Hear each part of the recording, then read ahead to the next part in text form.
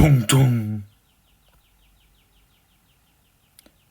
So here we are, final day 4, final review day 4. And congrats on making it to the end of the first week of final review.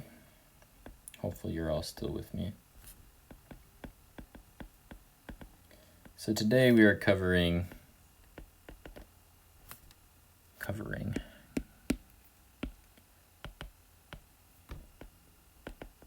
the last 4 problems of the practice final exam 2.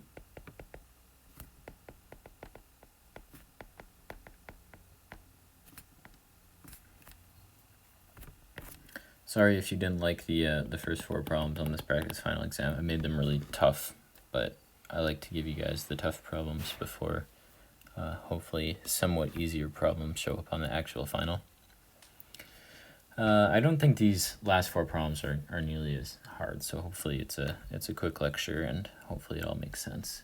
So we'll start with problem number 5.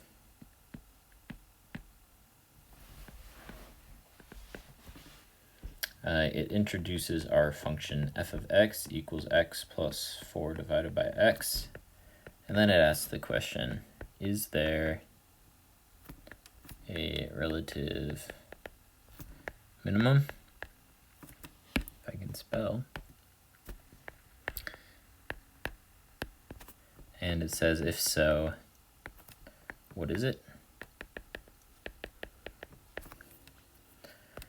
This is very similar to the one on practice final exam 1, where the very standard practice of finding relative minimums happens. I guess in the last one was a relative maximum, but it's the same sort of practice. So our first step here for relative mins and maxes,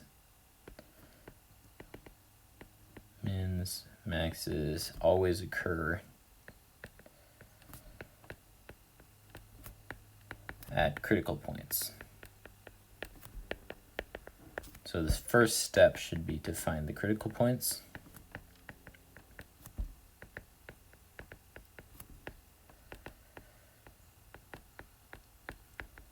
And of course, probably the entire moral of the final exam, if you don't know what to do, take a derivative, set it equal to 0, solve for x.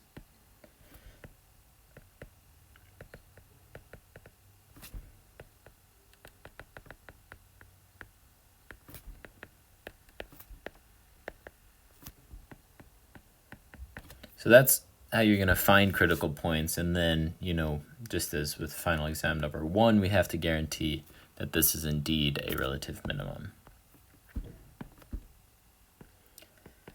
Basically, you need to differentiate each critical point as a relative minimum or maximum, or neither in some cases.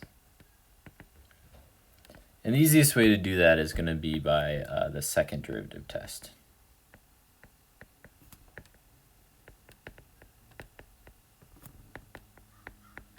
So you're going to find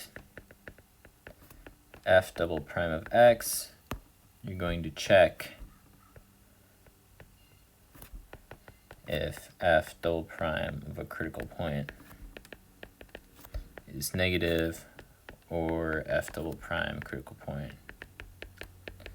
is positive. Of course, in this case, if we want a relative minimum, that means that a minimum is going to occur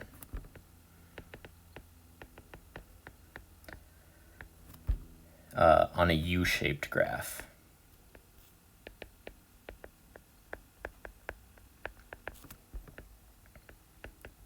Right, a minimum would be at the bottom of a U, and we just ask ourselves, does concave down or concave up produce a U-shaped graph? And that would be concave up.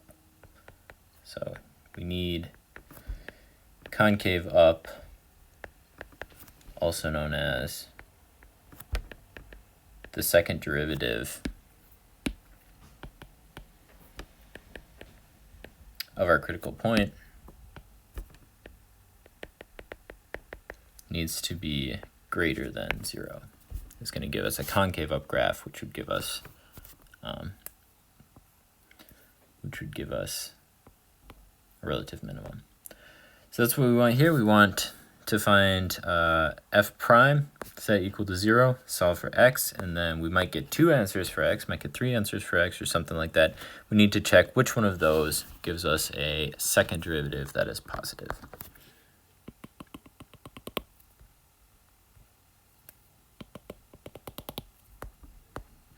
Okay, so let's take the first derivative. If f is just x plus 4 divided by x, I'm going to rewrite the 4 divided by x as 4x to the negative 1, even though I'm sure a lot of you have memorized this derivative by now. The derivative is going to give us 1 minus 4x to the negative 2. Hence, if we set the derivative equal to 0, that's telling us 1 minus 4x to the negative 2 equals 0. And that x to the negative 2 is, in some sense, in a denominator. Put that in quotes, in a denominator.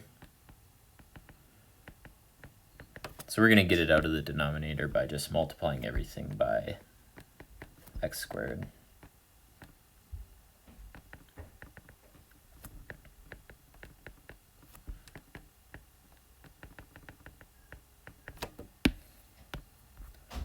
If we multiply everything by x squared, we get x squared minus 4 equals 0, and you'll see that I gave you a problem that's not too difficult here. X squared equals 4, and just don't forget when you take a square root, that means x is equal to plus or minus 2. Okay, so I've circled that now, but that's not actually the answer, so I'm going to uncircle it, maybe circle it in red crayon or something. So these are critical points. So the next step, now that we've found our critical points, is we need to ask ourselves, if is f double prime of negative 2 positive, or is f double prime of 2 positive? Hopefully one of them is. If not, then we just answer the question with there are no relative mins. Okay, so we need to find f double prime, so I'll rewrite f prime down here. It looked like 1 minus 4x to the negative 2. That gives us f double prime as 1 turns into 0, we really get 8x to the minus 3 here. And so, once again, I gave you a pretty easy problem. We just simply plug in f double prime negative 2. We get negative 64 there, and f double prime of 2 gives us, sorry, not negative 64, it gives us negative 1. F prime of negative 2, f double prime of negative 2 gives us negative 1, f double prime of 2 gives us 1. And so, is one of these greater than 0? Yes, it is. Greater than 0. So concave up. So x equals 2 produces a relative min. But what is the actual relative min? The actual relative min would be the point.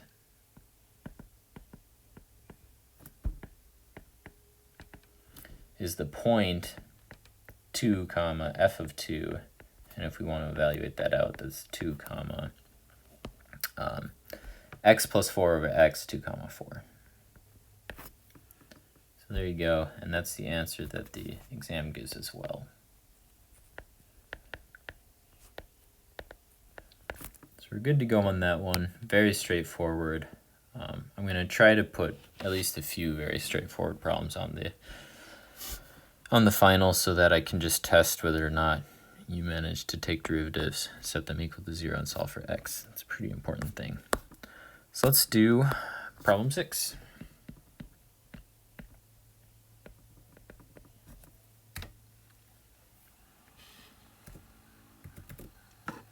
Problem 6 says,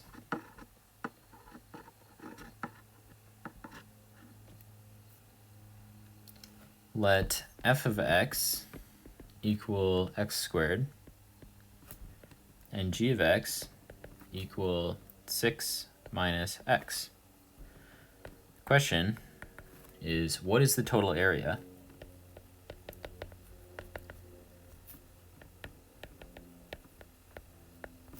bounded by the curves f of x and g of x?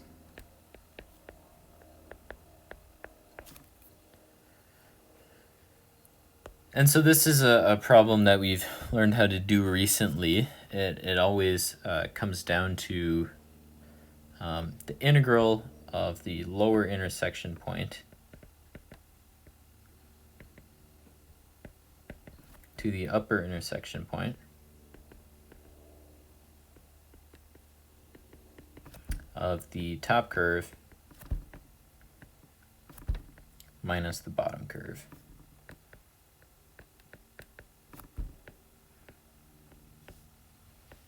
Dx. And so this is what we want to think about total area equal to. And then we actually want to be able to complete the problem, so we need to find two things. We need to find the intersection points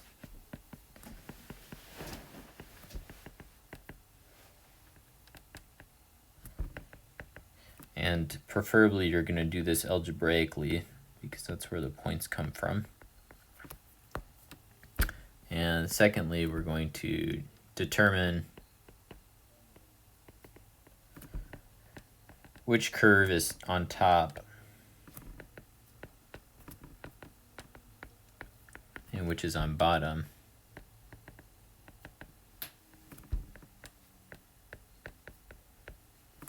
And where.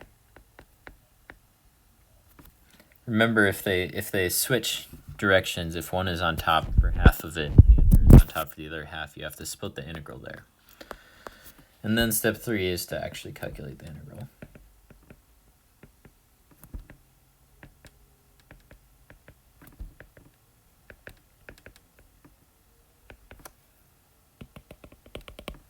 So finding intersection points algebraically, all you do is you set the two functions equal to each other and solve for x. So let's do that here. My two functions, f of x is x squared, and g of x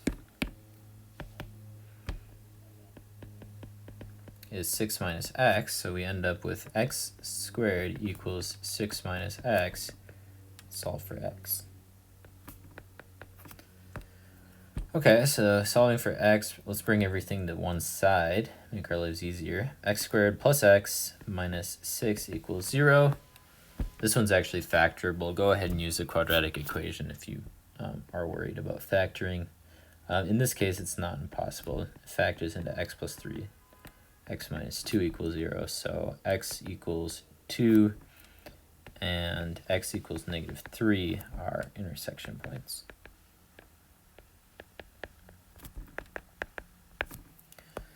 We then have to determine which function is on top and where. So graphing tends to be the better way of doing this.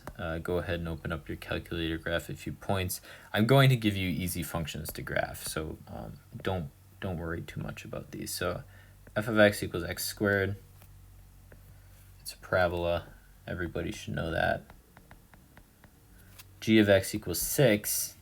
6 is, of course, your y-intercept minus x. It looks like it's doing this. I guess 6 minus x, I should start that a bit lower for you. Start it a bit lower. There you go. So it actually runs into the graph on the left for you. So there you go, that's what it looks like. There's our intersection point at negative 3 comma, I guess that would be negative 3 comma 9. And then this intersection point happens at 2 comma 4.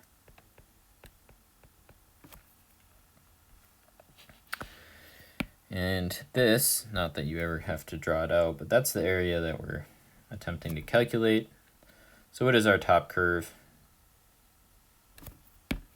top curve along the area is definitely g of x equals 6 minus x, and the bottom curve is, of course, f of x equals x squared. So the integral then, total area, is integral from the bottom intersection point of -3 to the top intersection point of 2, top curve, 6 minus x minus bottom curve minus x squared dx, and we end up with, for integrating this, power rule, 6x minus x squared over 2 minus x cubed over 3 from -3 to 2. And we just plug in our bounds and subtract them. So 6 times 2 minus 4 over 2 minus 8 over 3. Here's our top bound minus the bottom bounds. 6 times -3 minus 9 over 2 plus 27 over 3. And you can, of course, always do this in the calculator. On this exam, now that I've opened calculators for you, 12 minus 2 minus 8/3, I guess that's plus 18 plus 9/2 minus 9. It's going to give me 10 plus 18 minus 9 is 28 minus 9 is 19 minus 8/3 plus 9/2. I guess 6 is our least common denominator. So 6 times 19 minus 16 plus 27 all over 6 is hopefully what the computer gives me, 125 over 6. And yeah, that's the answer the exam gives as well.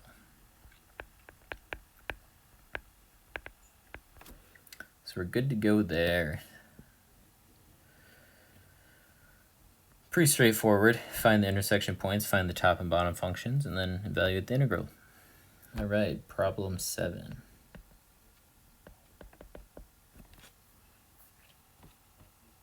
Problem 7 gets a little bit trickier. It's this, again, this is an abstract definite integral problem.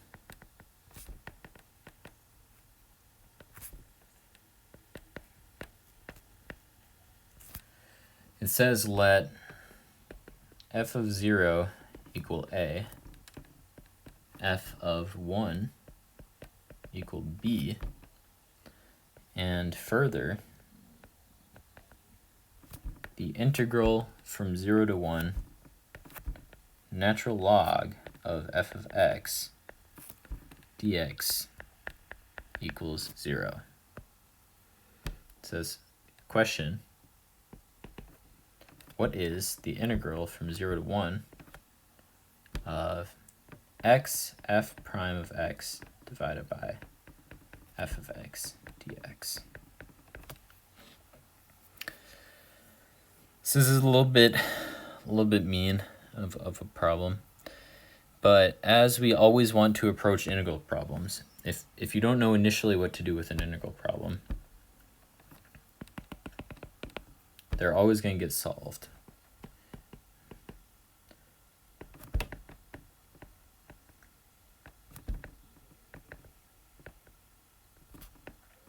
With either u substitution or 2 integration by parts.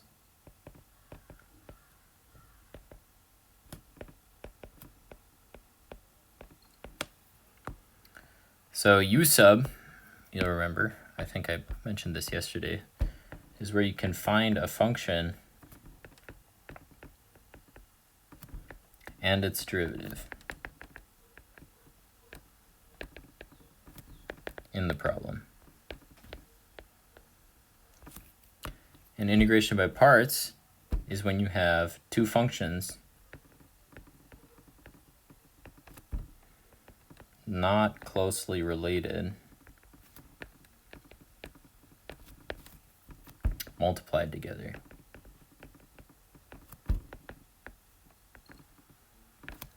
So what do we have in this case? Do we have a function and its derivative, or do we have two functions not closely related multiplied together? Well, let's try to simplify this just a little bit first. Simplify the integral. I'm gonna say, so x, f prime of x divided by f of x dx. I'm just gonna write that x out front and say it's multiplied by this ratio of f and its derivative. That's maybe a little bit simplified. Okay, so which one of the two above cases do we have? Do we have a function and its derivative, or do we have two functions closely related multiplied together? We have both. So I've made your life hard. So we have both here.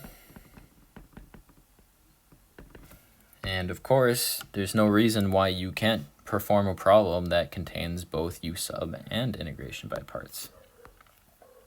So u sub, you tend to ask the question, okay, u is always equal to the function and the du is always equal to its derivative. So in some sense, that's what we would want u and du to be. But integration by parts also says, you should choose u and v wisely. And our priorities for choosing u and v in integration by parts, u is chosen as the polynomial often, which is what we have in this case. So then we have a real question as to which one should we apply first. That's really what I want to address now. So we have both. We have both here, so we're going to use both, but which one do we apply first?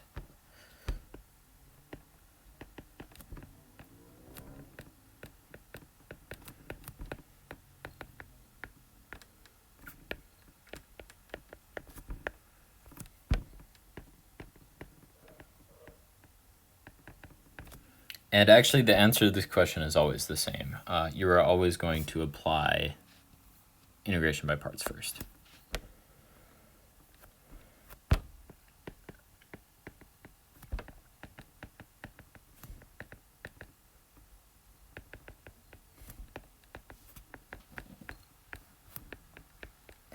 The reason being is that you can get to u sub later. Like integration by parts includes extra integrals in it. I think you all remember that. Integration by parts includes those extra integrals in it. And so since it includes those extra integrals in it, you can always get to the u sub later. But if you decide to use u sub first, you would never really get into an integration by parts problem because you would just complete the integral. So you always want to do integration by parts first, since it produces more integrals.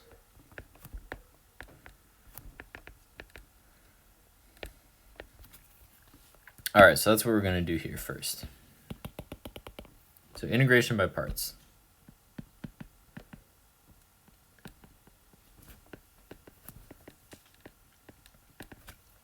We're going to follow our priorities for choosing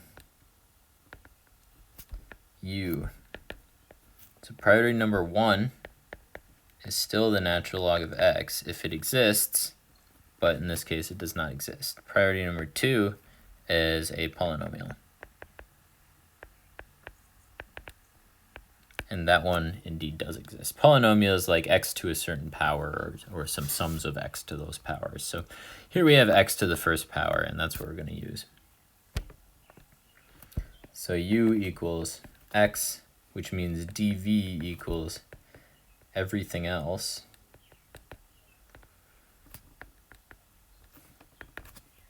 And if dv equals everything else, that would be, in this case, f prime of x divided by f of x dx.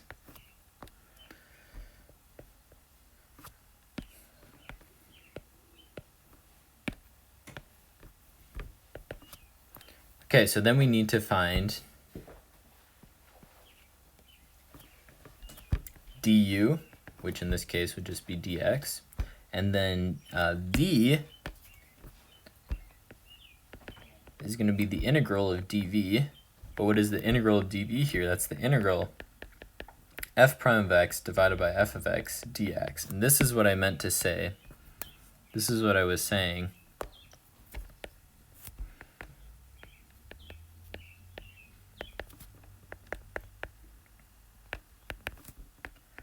when I said that integration by parts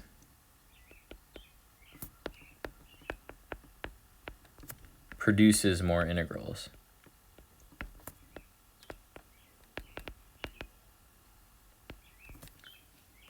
Right there. That's what I meant. So that integral, this integral here, is going to get solved. Let's do this in red. It's going to get solved by u sub, because we have a function and its derivative.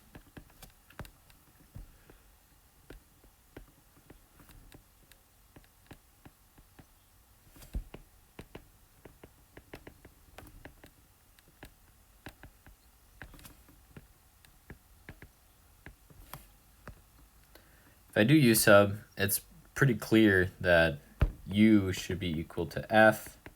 So then du equals f prime of x dx. That turns this problem into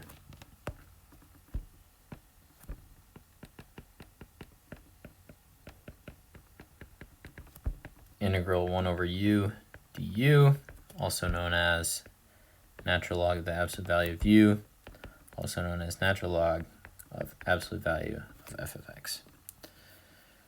So that's what we have here. So actually v,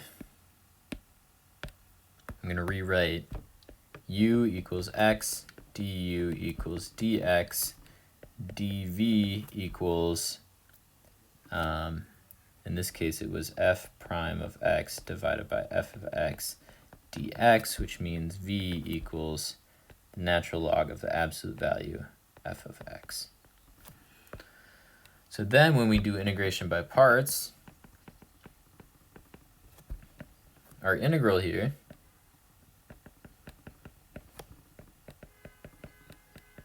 from 0 to 1 equals uv minus integral v du, which in this case is going to be x natural log of x minus the integral, sorry, not natural log of x, natural log of f of x, minus the integral natural log f of x dx. You'll remember at the top we actually wanted this equal to an answer. Everything was happening with the bounds at 0 and 1. So I'm going to add those bounds in. So this was at 0 and 1, and this was at 0 and 1.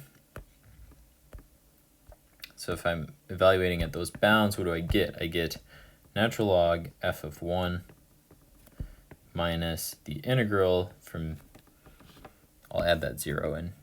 You guys might be wondering what happened to the bottom. It was minus 0 times the natural log f of 0. So that term's gone. And then minus integral 0 to 1 natural log f of x dx. And I gave you these numbers at the top, right? So I said f of 0 equals a, f of 1 equals b, and then that integral is 0. So this just ends up equaling natural log of b. And that's exactly the answer the exam gives.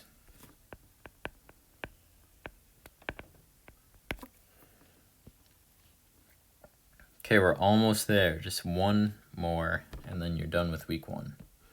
Problem 8. And this is a bit more straightforward. This is another optimization problem, but I do think it's quite a bit more straightforward. Problem 8 says, you are building a rectangular pen alongside a creek to keep your many rabbits in. So I'm going to draw this. So let's put a creek on the board. Here's a creek, some water in it. We're building a rectangular pen to keep our rabbits in. So better draw a rabbit, otherwise, it's not worth it. This is our rabbit.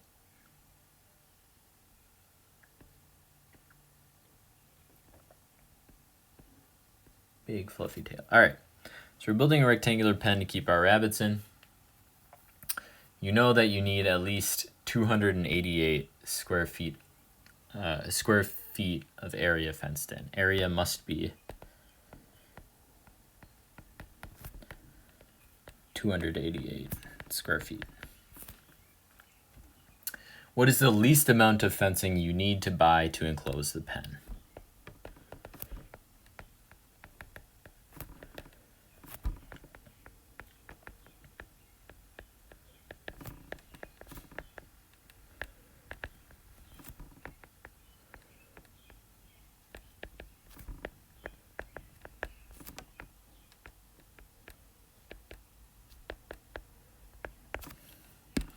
And I bring your attention to the word least here because that tells you to minimize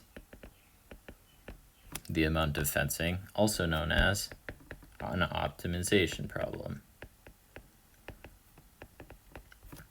And if you're doing an optimization problem,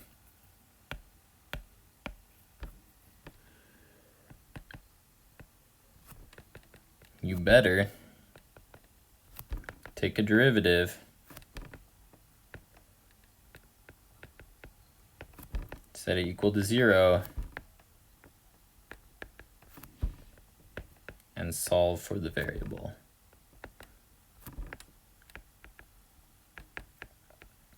So do it, do it, do it. That's the one thing you have to do every time. Okay, so this is a very standard optimization problem. We basically have our known values and our unknown values, but we should start by labeling our image. Let's, since this is a rectangle, I know that this has some length, I'm going to give it length y, and these have some length, I'm going to give them length x. And I'm going to use this area here, this is my known equation. Known equation. So what I'm going to do with that is I'm going to say A equals x, y. But if A equals x, y, and I know the area, A also equals 288, which is x, y. So I'm actually going to use the 288 equals x, y and solve for one of my variables.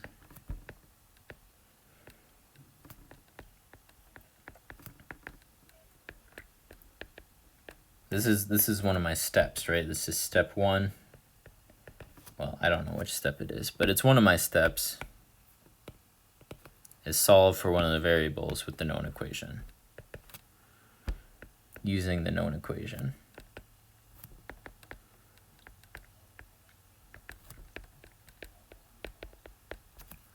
So let's just solve it for x, why not? So I just divide by y, 288 divided by y.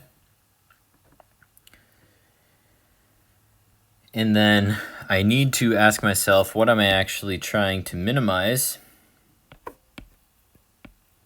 I'm trying to minimize the amount of fencing. So I need a function that describes the amount of fencing.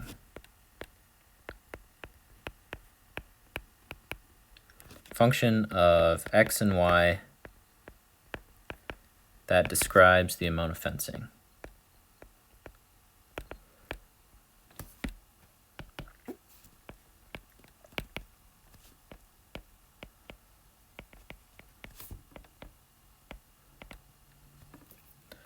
That's not too hard, right? Because how much fencing have I used? I've used 2x plus y fencing. So the amount of fencing, I'll call this P for perimeter, of x and y is just 2x plus y. This is the amount of fencing. And also is what I want to optimize. The unknown that I want to optimize.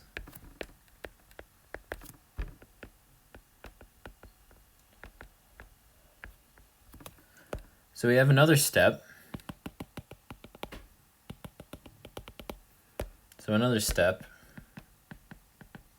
is to plug in the solved known equation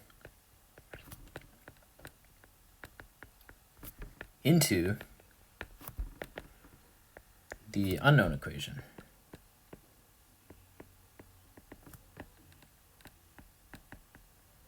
So here I've solved the known one, x equals 288 over y. I'm just going to plug that in for x.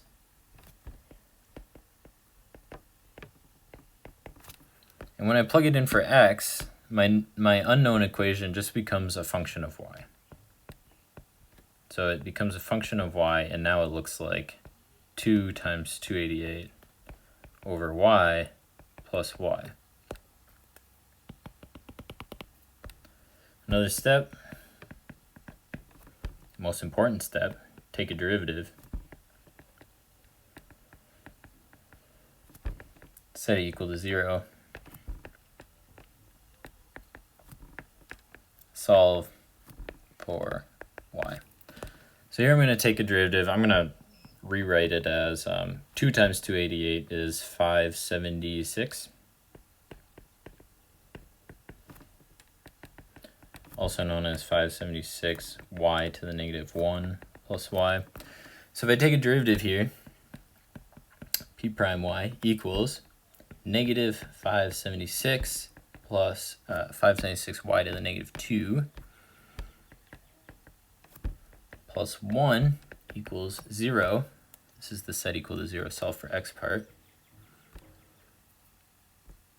I'll maybe add an extra line there for that. Set equal to 0 solve for x.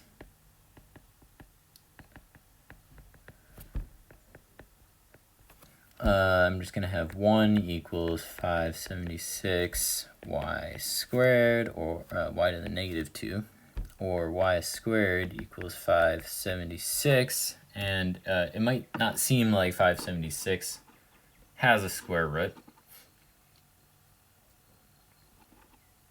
but I'm pretty certain it does.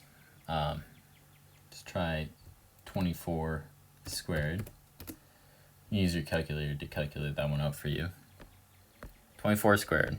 So y equals 24.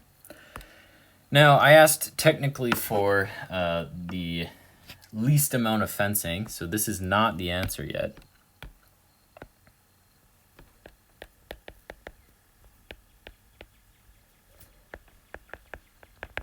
Rather, p of y, p of 24 is the answer. So p of 24, I'm going to use this equation right there, 576 over 24 plus 24 gives me 48. This gives me 48 feet of fencing. So this is the answer the exam gives. And we are good to go. Just so everyone knew where this last piece came from. This came from this. There you go. All right, that's all I have. Good job on week 1. Have a good one.